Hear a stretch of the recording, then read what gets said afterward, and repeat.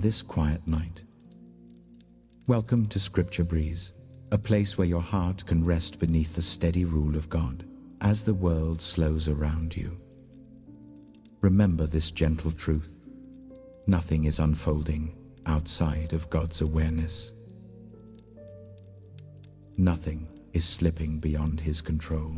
Take a slow breath in and let it fall away easily. You are not required to carry the weight of outcomes tonight. You are not asked to manage tomorrow.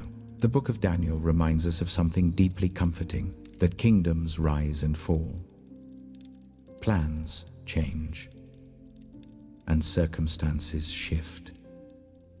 Yet God remains sovereign over every moment, every season, and every life. Daniel's story unfolds in a land not his own, under rulers who believed themselves all-powerful. And yet, again and again, we see this quiet truth revealed. God is the one who reigns. He gives wisdom. He reveals mysteries. He humbles pride and lifts the faithful. And His purposes are never rushed, never threatened, never undone. As these chapters are read, you don't need to stay alert or attentive in a strained way. Let the words simply remind your spirit that you are held not by chance, not by fear, but by a God who governs gently and completely. If this calm space helps your heart settle, you're always welcome to return by following Scripture Breeze, a place created for rest beneath God's steady care. Now, allow your body to soften. Let your breathing become slow and natural. And when you're ready, we begin. The Book of Daniel. Daniel chapter 1. In the 3rd year of the reign of Jehoiakim, king of Judah, Nebuchadnezzar, king of Babylon, came to Jerusalem and besieged it. And the Lord delivered Jehoiakim, king of Judah, into his hand, along with some of the articles from the temple of God. These he carried off to the temple of his God in Babylonia and put in the treasure house of his God. Then the king ordered Ashpenaz, chief of his court officials, to bring into the king's service some of the Israelites from the royal family and the nobility,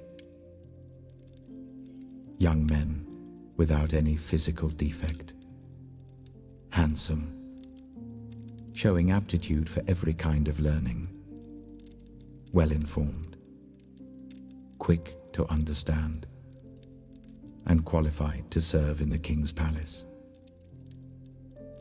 He was to teach them the language and literature of the Babylonians. The king assigned them a daily amount of food and wine from the king's table. They were to be trained for 3 years. And after that, they were to enter the king's service. Among those who were chosen were some from Judah: Daniel, Hananiah, Mishael, and Azariah. The chief official gave them new names. To Daniel, the name Belteshazzar; to Hananiah, Shadrach; to Mishael, and to Azariah, Abednego. But Daniel resolved not to defile himself with the royal food and wine. And he asked the chief official for permission not to defile himself in this way. Now God had caused the official to show favor and compassion to Daniel. But the official told Daniel, "I am afraid of my lord the king, who has assigned your food and drink. Why should he see you looking worse than the other young men of your age? The king would then have my head because of you." Daniel then said to the guard, whom the chief official had appointed over Daniel, Hananiah, Mishael, and Azariah, "Please test your servants for 10 days.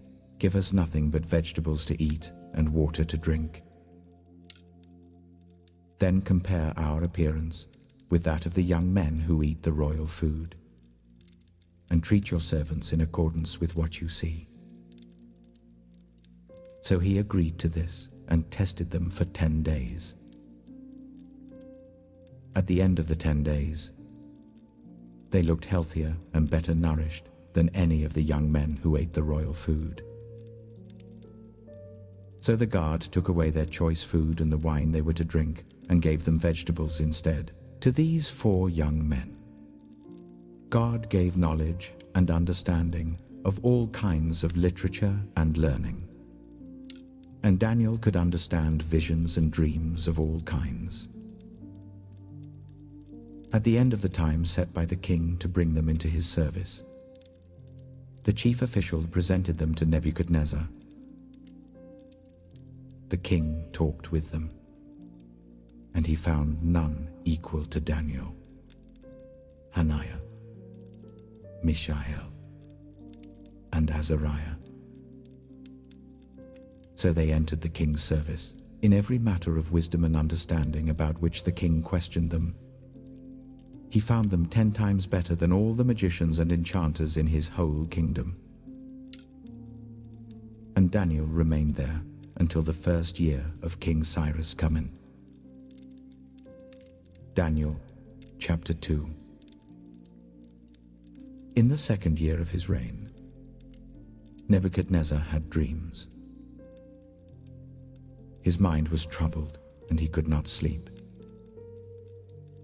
So the king summoned the magicians, enchanters, sorcerers, and astrologers to tell him what he had dreamed. When they came in and stood before the king, he said to them, "I have had a dream that troubles me, and I want to know what it means." Then the astrologers answered the king, "May the king live forever. Tell your servants the dream, and we will interpret it." The king replied to the astrologers, "This is what I have firmly decided.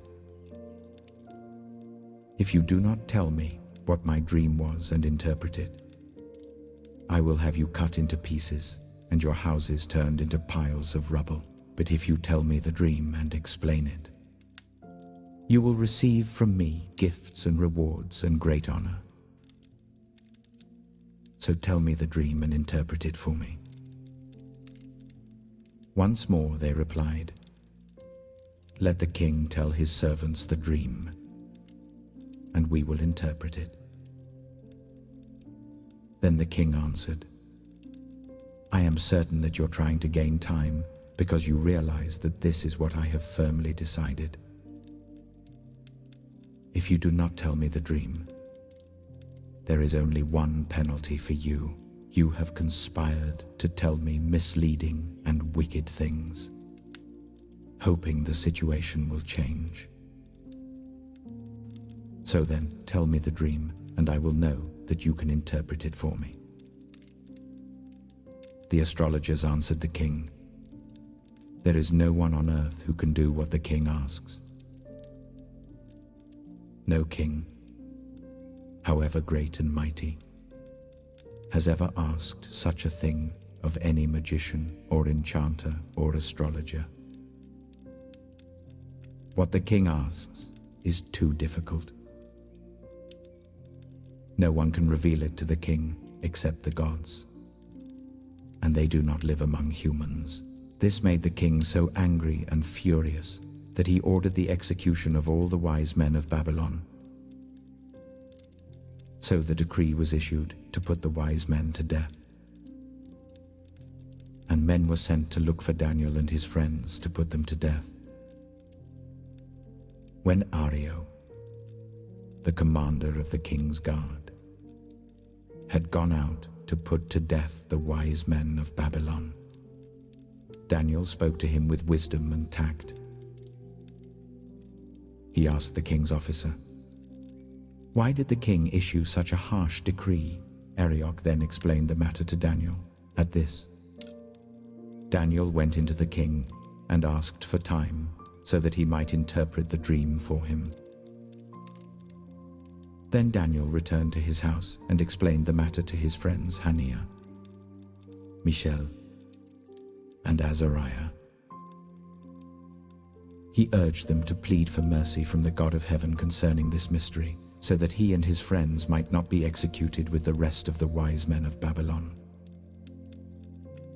During the night, the mystery was revealed to Daniel in a vision. Then Daniel praised the God of heaven and said, "Praise be to the name of God forever and ever.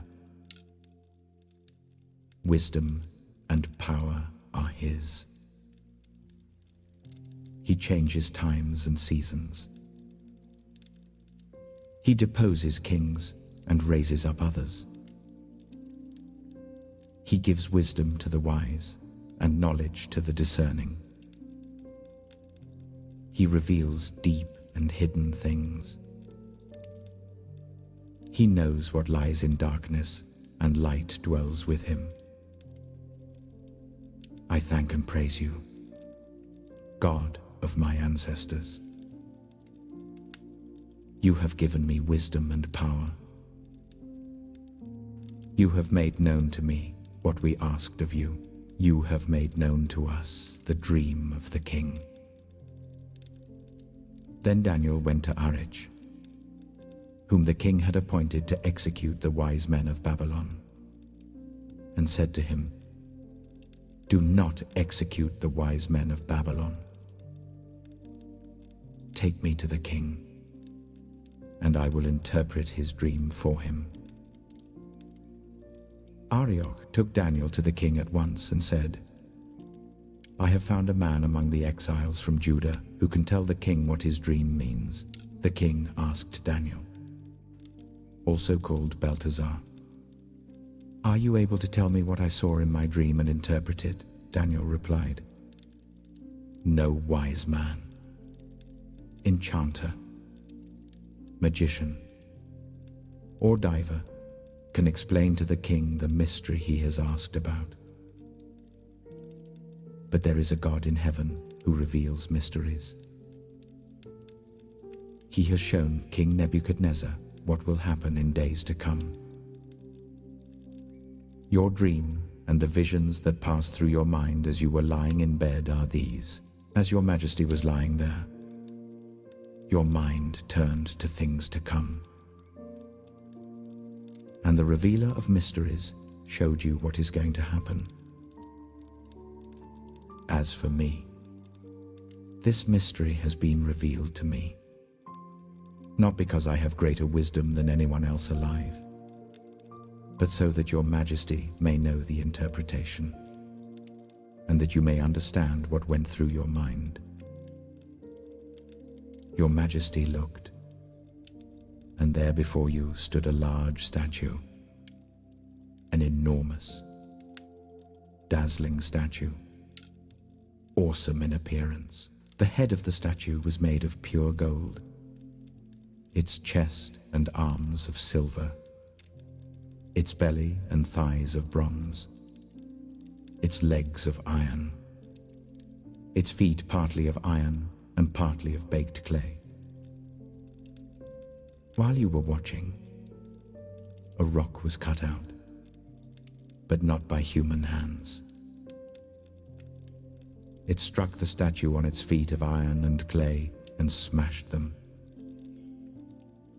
Then the iron, the clay, the bronze, the silver, and the gold were all broken to pieces and became like chaff on a threshing floor in the summer. The wind swept them away without leaving a trace.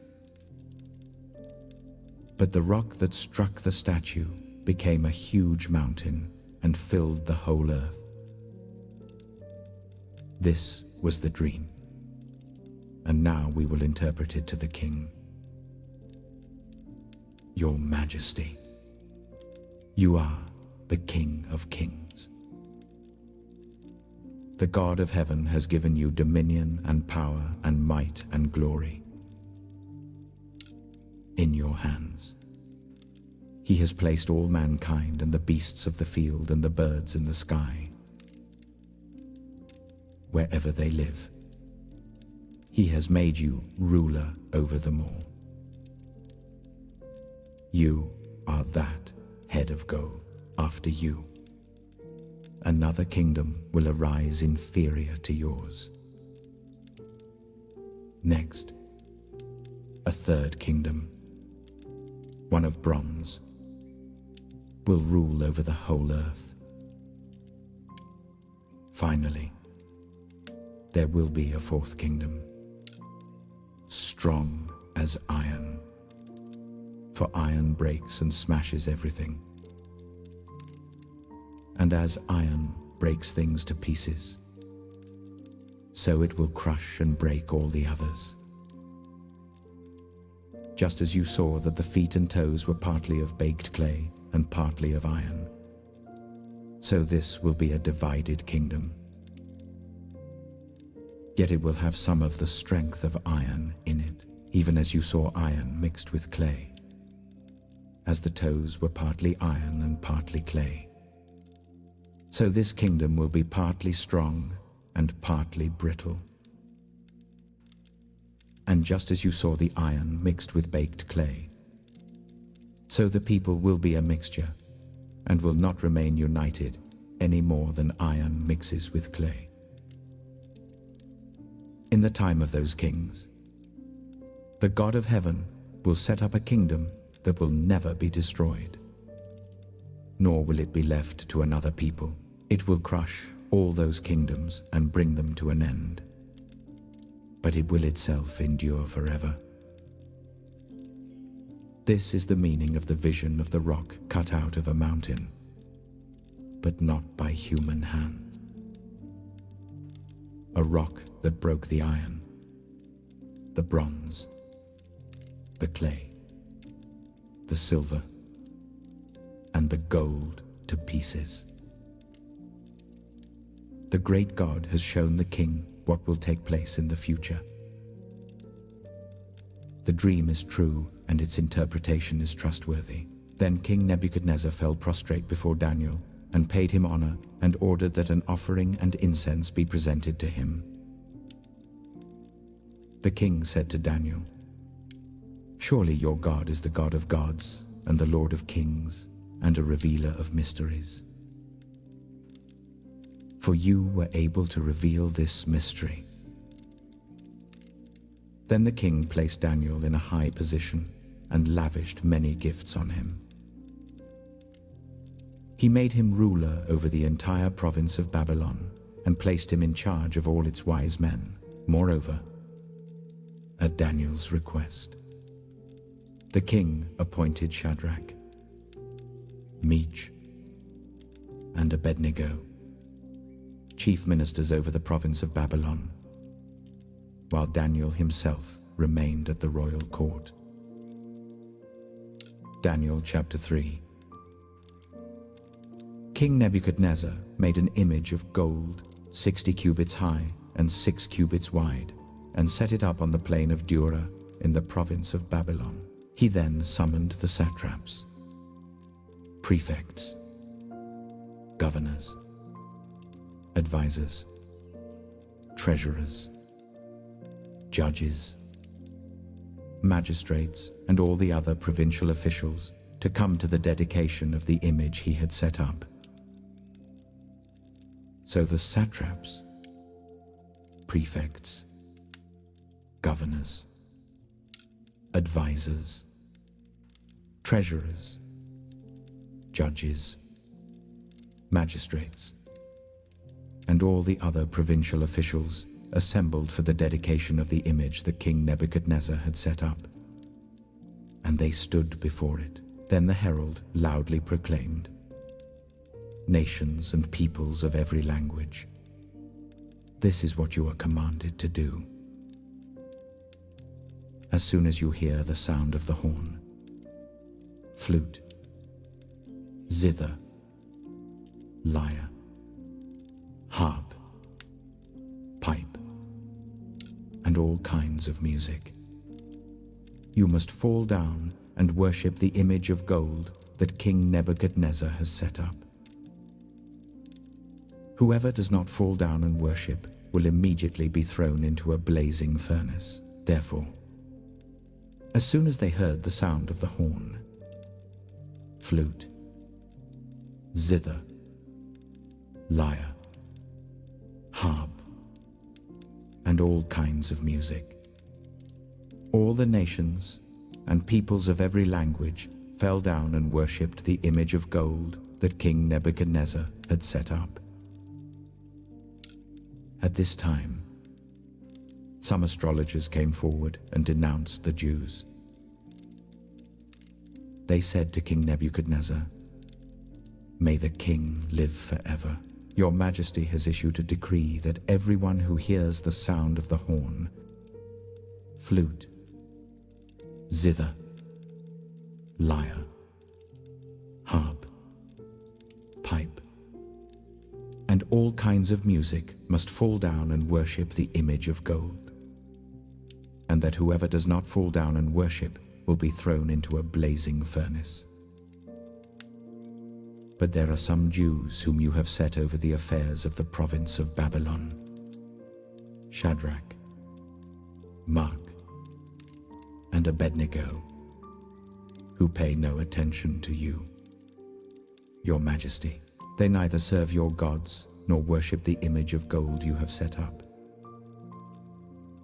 Furious with rage, Nebuchadnezzar summoned Shadrach, Meshach, and Abednego.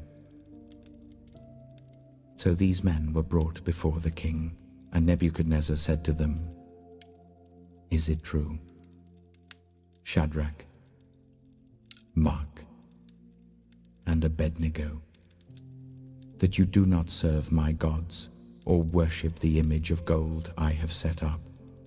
Now when you hear the sound of the horn, flute, zither, lyre, to harp, pipe, and all kinds of music, if you are ready to fall down and worship the image I made, very good. But if you do not worship it, you will be thrown immediately into a blazing furnace. Then, what God will be able to rescue you from my hand?" Shadrach, Meshach, and Abednego replied to him, "King Nebuchadnezzar, we do not need to defend ourselves before you in this matter. If we are thrown into the blazing furnace, the God we serve is able to deliver us from it, and he will deliver us from your Majesty's hand. But even if he does not say, we want you to know, Your Majesty, that we will not serve your gods or worship the image of gold you have set up." Then Nebuchadnezzar was furious with Shadrach, Meshach, and Abednego, and his attitude towards them changed. He ordered the furnace to be heated 7 times hotter than usual and commanded some of the strongest soldiers in his army to tie up Shadrach, Meshach, and Abednego and throw them into the blazing furnace. So these men, wearing their robes, trousers, turbans, and other clothes, were bound and thrown into the blazing furnace. The king's command was so urgent and the furnace so hot that the flames of the fire killed the soldiers who took up Shadrach, Meshach, and Abednego. And these 3 men, firmly tied, fell into the blazing furnace. Then King Nebuchadnezzar leapt to his feet in amazement and asked his advisors, "Weren't there 3 men that we tied up and threw into the fire?" They replied, "Certainly." "Your Majesty," he said, "look, I see 4 men walking around in the fire, unbound and unharmed, and the 4th looks like a son of the gods." Nebuchadnezzar then approached the opening of the blazing furnace and shouted, "Shadrach, Meshach, and Abednego, servants of the Most High God, come out. Come here." So Shadrach, Meshach, and Abednego came out of the fire, and the satraps, prefects, governors, and royal advisors crowded around them. They saw that the fire had not harmed their bodies, nor was a hair of their heads singed. Their robes were not scorched, and there was no smell of fire on them. Then Nebuchadnezzar said, "Praise be to the God of Shadrach, Meshach, and Abednego, who has sent his angel and rescued his servants." They trusted in him and defied the king's command, and were willing to give up their lives rather than serve or worship any god except their own God. Therefore, I decree that the people of any nation or language who say anything against the God of Shadrach, Meshach, and Abednego be cut into pieces, and their houses be turned into piles of rubble. For no other God can save in this way. Then the king promoted Shadrach, Meshach, and Abednego in the province of Babylon. Daniel chapter 4. King Nebuchadnezzar, to the nations and peoples of every language who live in all the earth, may you prosper greatly. It is my pleasure to tell you about the miraculous signs and wonders that the Most High God has performed for me. How great are his signs! How mighty his wonders! His kingdom is an eternal kingdom. His dominion endures from generation to generation. I, Nebuchadnezzar, was at home in my palace, contented and prosperous. I had a dream that made me afraid. As I was lying in bed, the images and visions that passed through my mind terrified me. So I commanded that all the wise men of Babylon be brought before me to interpret the dream for me.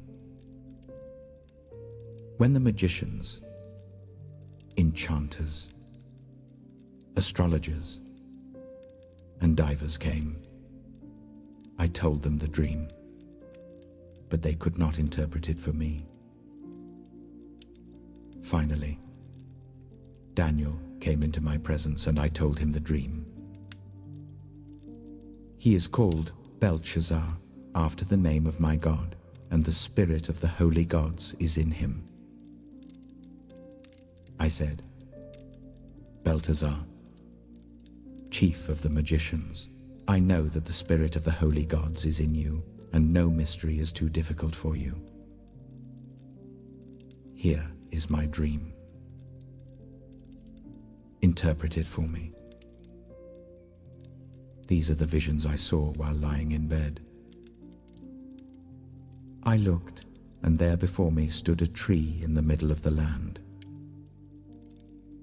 Its height was enormous. The tree grew large and strong, and its top touched the sky.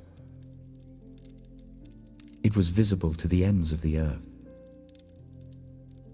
Its leaves were beautiful, its fruit abundant, and on it was food for all. Under it the wild animals found shelter, and the birds lived in its branches. From it every creature was fed. In the visions I saw while lying in bed, I looked in, and there before me was a Holy One, a messenger coming down from heaven. He called in a loud voice, "Cut down the tree and trim off its branches. Strip off its leaves and scatter its fruit. Let the animals flee from under it and the birds from its branches. But let the stump and its roots bound with iron and bronze remain in the ground, in the grass of the field. Let him be drenched with the dew of heaven, and let him live with the animals among the plants of the earth. Let his mind be changed from that of a man, and let him be given the mind of an animal till 7 times pass by for him." The decision is announced by messengers. The holy ones declare the verdict, so that the living may know that the Most High is sovereign over all kingdoms on earth, and gives them to anyone he wishes, and sets over them the lowliest of people. This is the dream that I, King Nebuchadnezzar, had. Now, Belshazzar, tell me what it means. For none of the wise men in my kingdom can interpret it for me, but you can, because the spirit of the holy gods is in you." Then Daniel, also called Belteshazzar, was greatly perplexed for a time, and his thoughts terrified him. So the king said, "Belshazzar, do not let the dream or its meaning alarm you." Belteshazzar answered, "My lord, if only the dream applied to your enemies and its meaning to your adversaries. The tree you saw, which grew large and strong, with its top touching the sky, visible to the whole earth, with beautiful leaves and abundant fruit, providing food for all, giving shelter to the wild animals, and having nesting places in its branches for the birds. Your Majesty, you are that tree. You have become great and strong. Your greatness has grown until it reaches the sky, and your dominion extends to distant parts of the earth. Your Majesty saw a Holy One, a messenger coming down from heaven and saying, "Cut down the tree and destroy it, but leave the stump bound with iron and bronze in the grass of the field, while its roots remain in the ground. Let him be drenched with the dew of heaven. Let him live with the wild animals until 7 times pass by for him. This is the interpretation, Your Majesty. And this is the decree the Most High has issued against my lord the king. You will be driven away from people and will live with the wild animals. You will eat grass like the ox and be drenched with the dew of heaven.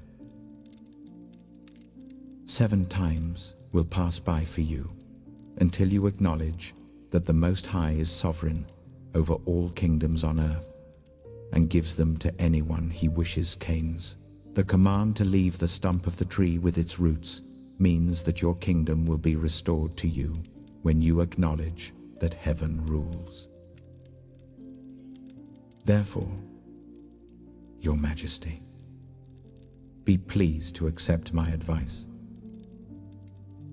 Renounce your sins by doing what is right, and your wickedness by being kind to the oppressed.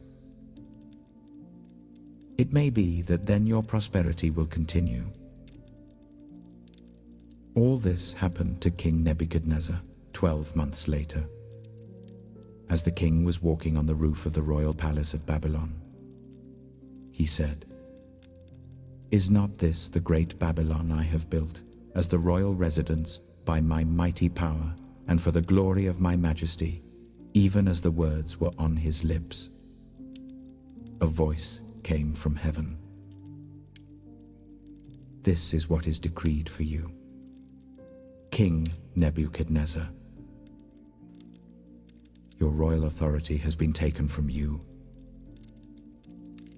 You will be driven away from people and will live with the wild animals. You will eat grass like the ox. 7 times will pass by for you until you acknowledge that the Most High is sovereign over all kingdoms on earth and gives them to anyone he wishes.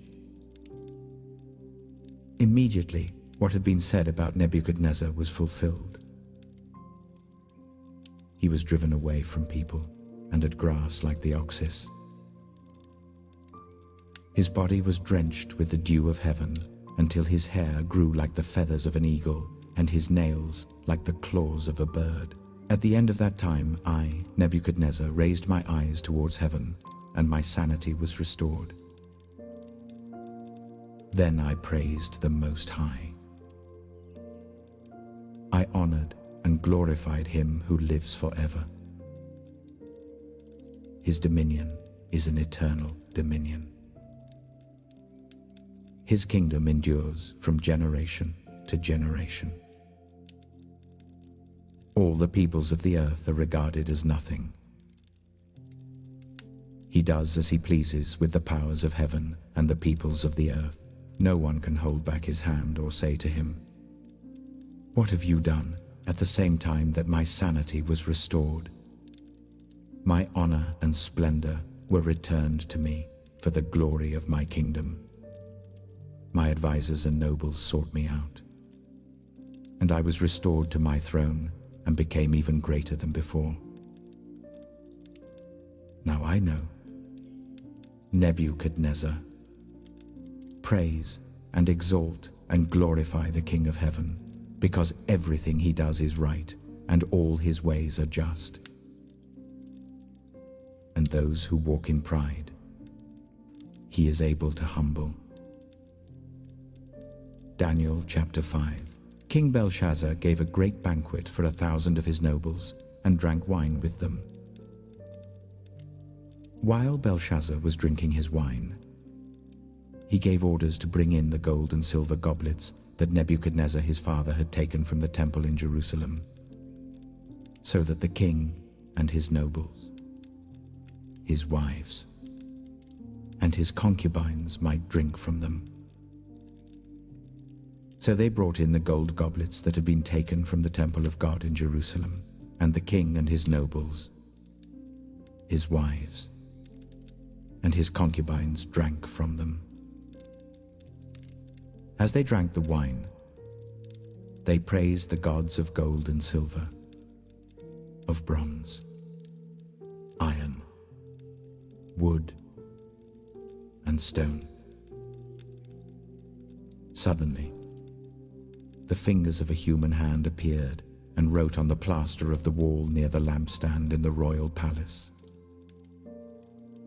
The king watched the hand as it wrote. His face turned pale, and he was so frightened that his legs became weak and his knees were knocking. The king summoned the enchanters, astrologers, and divers. Then he said to these wise men of Babylon, "Whoever reads this writing and tells me what it means will be clothed in purple and have a gold chain placed around his neck, and he will be made the 3rd highest ruler in the kingdom." Then all the king's wise men came in, but they could not read the writing or tell the king what it meant.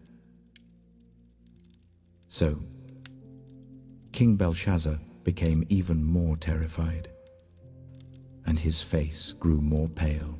His nobles were baffled. The queen, hearing the voices of the king and his nobles, came into the banquet hall. "May the king live forever," she said. "Don't be alarmed.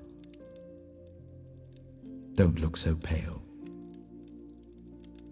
There is a man in your kingdom who has the spirit of the holy gods in him.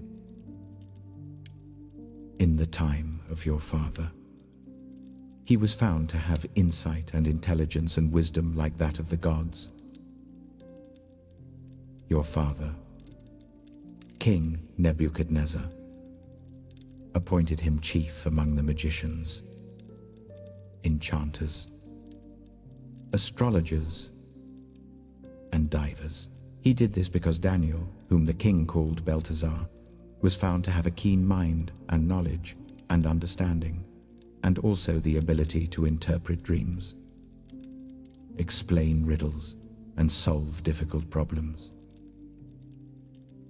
Call for Daniel, and he will tell you what the writing means. So Daniel was brought before the king. And the king said to him, Are you Daniel, one of the exiles my father the king brought from Judah? I have heard that the spirit of the gods is in you, and that you have insight, intelligence, and outstanding wisdom. The wise men and enchanters were brought before me to read this writing and tell me what it means ere, but they could not explain it. Now I have heard that you are able to give interpretations and to solve difficult problems. If you can read this writing and tell me what it means, you will be clothed in purple and have a gold chain placed around your neck, and you will be made the third highest ruler in the kingdom. Then Daniel answered the king, You may keep your gifts for yourself and give your rewards to someone else.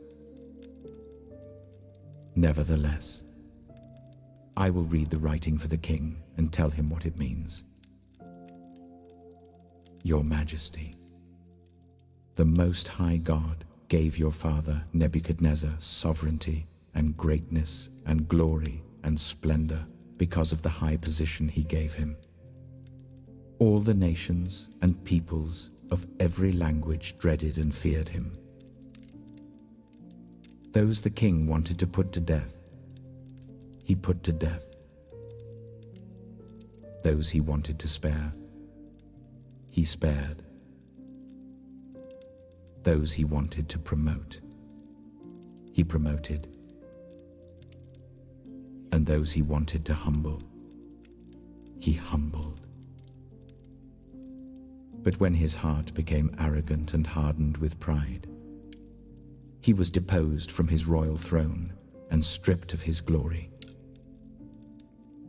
He was driven away from the people and given the mind of an animal. He lived with the wild donkeys and ate grass like the ox, and his body was drenched with the dew of heaven, until he acknowledged that the Most High God is sovereign over all kingdoms on earth and sets over them anyone he wishes content. But you, Belshazzar, his son, have not humbled yourself, though you knew all this. Instead, you have set yourself up against the Lord of heaven. You had the goblets from his temple brought to you, and you and your nobles, your wives, and your concubines drank wine from them. You praised the gods of silver and gold, of bronze, iron, wood, and stone, which cannot see or hear or understand. But you did not honor the God who holds in his hand your life and all your ways. Therefore, he sent the hand that wrote the inscription. This is the inscription that was written: Many men teen. Here is what these words mean. Many. God has numbered the days of your reign and brought it to an end. Teal. You have been weighed on the scales and found wanting. Perez. Your kingdom is divided and given to the Medes and Persians. Then, at Belshazzar's command, Daniel was clothed in purple A gold chain was placed around his neck, and he was proclaimed the third highest ruler in the kingdom. That very night, Belshazzar, king of the Babylonians, was slain, and Darius the Mede took over the kingdom at the age of 62. Daniel chapter 6. It pleased Darius to appoint 120 satraps to rule throughout the kingdom, with 3 chief ministers over them, one of whom was Daniel. The satraps were made accountable to them so that the king might not suffer loss. Now Daniel so distinguished himself among the chief ministers and the satraps by his exceptional qualities that the king planned to set him over the whole kingdom. At this, the chief ministers and the satraps tried to find grounds for charges against Daniel in his conduct of government affairs, but they were unable to do so. They could find no corruption in him because he was trustworthy and neither corrupt nor negligent. Finally, these men said, "We will never find any basis for charges against this man Daniel unless it has something to do with the law of his God." So these chief ministers and satraps went as a group to the king and said, "May King Darius live forever." The royal ministers, prefects, satraps, advisors, and governors have all agreed that the king should issue an edict and enforce the decree that anyone who prays to any god or human being during the next 30 days, except to you, your majesty, shall be thrown into the lion's den.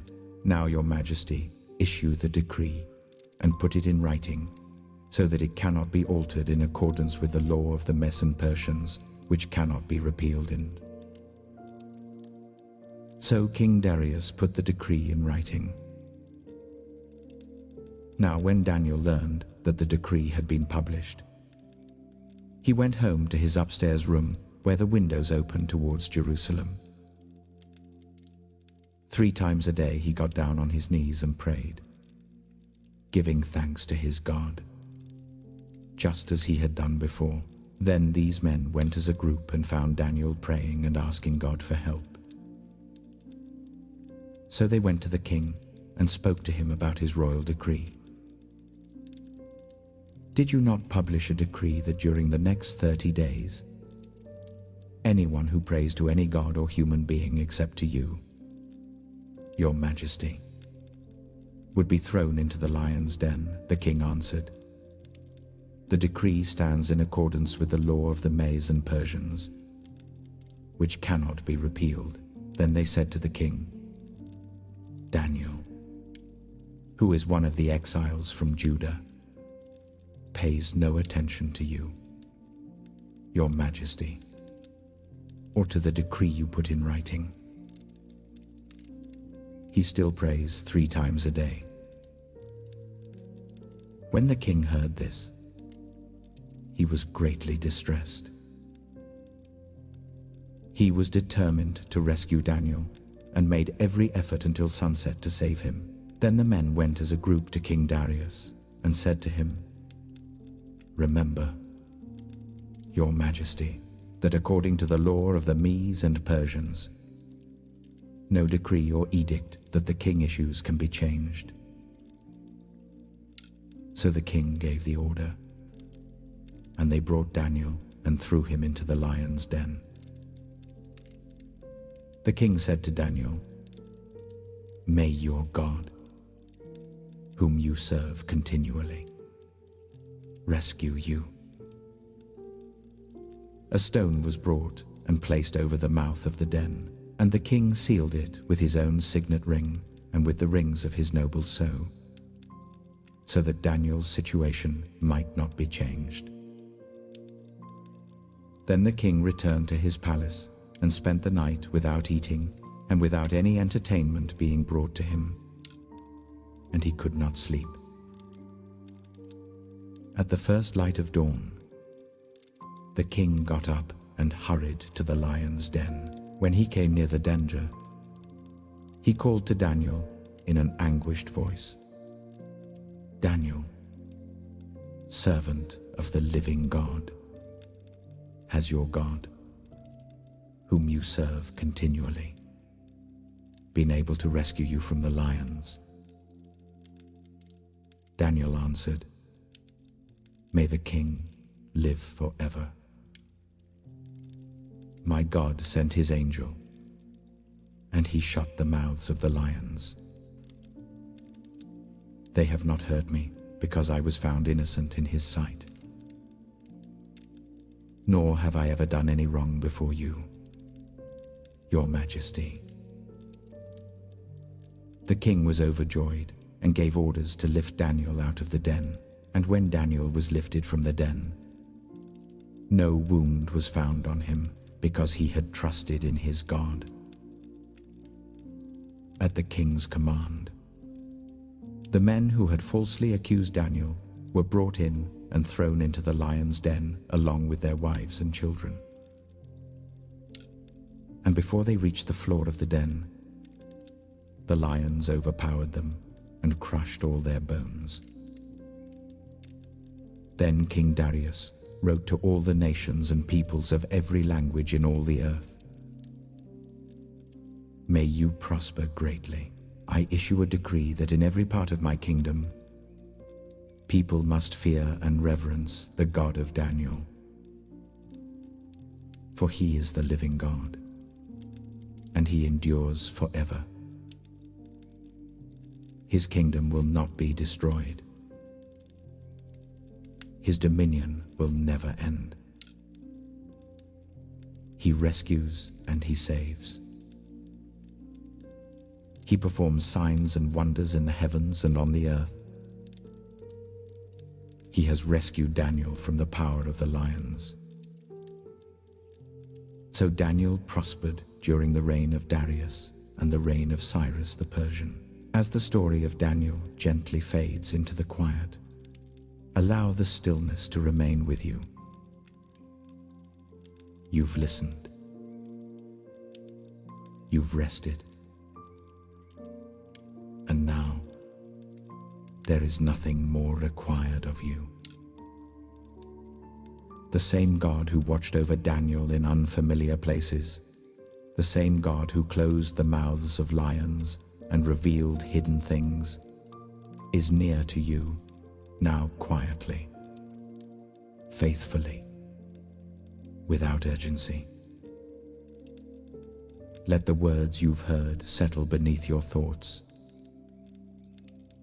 You don't need to replay them. You don't need to remember every detail. What matters has already found its place. If your eyes are growing heavy, allow them to rest. If your thoughts slow, let them drift gently like leaves on still water. You are safe in this moment. You are not alone in the night. May any remaining tension ease from your body. May your breathing stay soft and steady. And may peace deep, unforced peace surround you as sleep comes naturally. If you wake during the night, know that God's presence does not leave when the room grows quiet. And if you return another evening, these gentle readings will be here to welcome you again. For now, rest. Let go. And sleep peacefully.